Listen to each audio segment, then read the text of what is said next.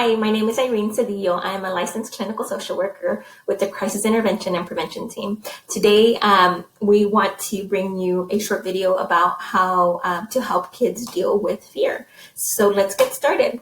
We're going to review what to do when your child comes to you with the fear, right? So let's start with the first step. I've broken them down into 3 steps or 3 kind of guiding points. The first one being providing emotional support. I know the tendency for me, at least, especially when it's an irrational fear, is we want to dismiss it in a sense, right? We want to say, oh, that's never going to happen. Or, oh, you're so silly. That's just not possible, right? Because it's an irrational fear. But instead, we want to work really hard to provide emotional support from the get-go, right? So what that means is providing empathy for that person coming to you with fear, right? Like, man, it sounds like you've had this, on your heart for quite some time. Tell me more.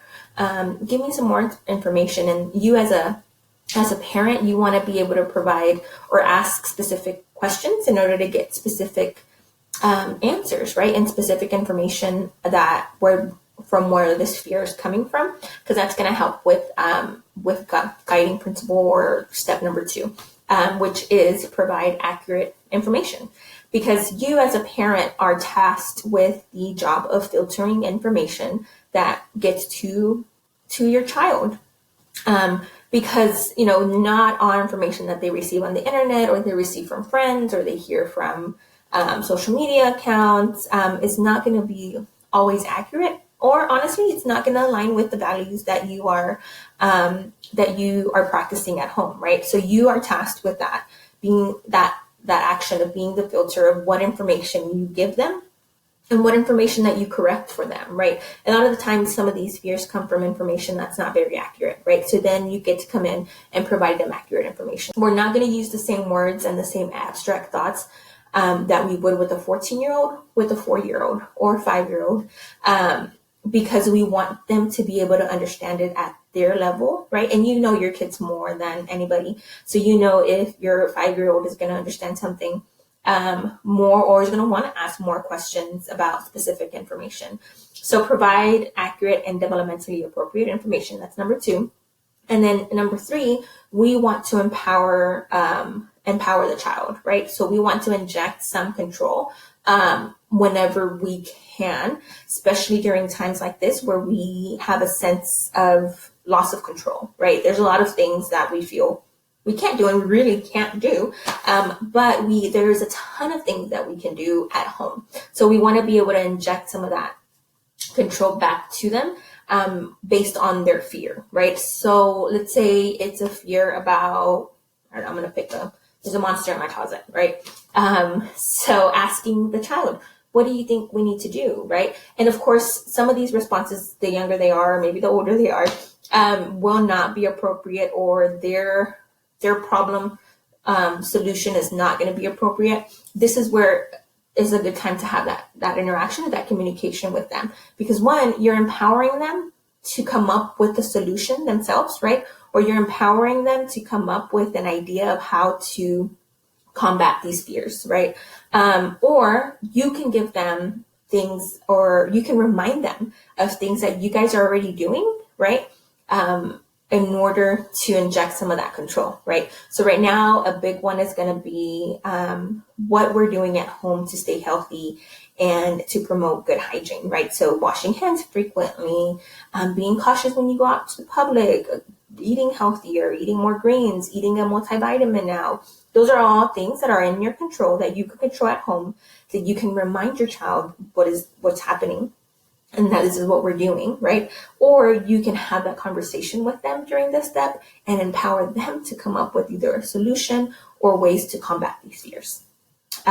So those are the 3 steps. And just to recap, the first one is provide emotional support. Do not dismiss the fear. Number 2, provide accurate and developmentally appropriate information. And number 3, empower your child and inject control back into the situation. Now I want to touch base quickly on 3 things, 3 practices, 3 strategies that you can incorporate on a daily or even weekly basis to promote emotional well-being. The first one being practice being present. So one of the things that fear does is we start thinking about the future. We start what ifing. What if this happens? What if that happens? Or they're definitely going to say no, or I'm definitely going to fail this test, or so that's us kind of practicing mind reading, right? Or future telling. So we tend to reach out way into the future. But one thing that could help us control some of those fears or control some of those thoughts is being present, right? Being in the here and now and focusing about what's in front of you, right? So one way that you can practice that is during dinner, right? You can practice being mindful and being present during dinner and making a game out of it, right? Kids, let's see what we can discover with our five senses as we eat, right? What do you taste? What do you see? What do you smell? What do you touch? Or how does it feel? What do you hear when you chew is one good way to practice being here now and being present and doing the task that's right in front of you. Okay. Number 2, reframing negative thoughts. I do this often and it's a practice. Okay.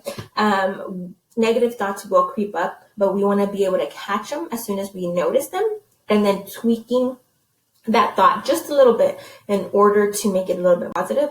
Just as long as you make it just a little bit more positive, it will change the whole taste of that thought, therefore changing how your body feels, therefore changing the action that comes next. Okay. Number 3, look for moments of empowerment. This goes hand in hand with the last guiding point of dealing with fear, right? We want to empower kids as much as we can during this time, and honestly, any time. One of the biggest themes that I see when doing play therapy with kids is power and control, right?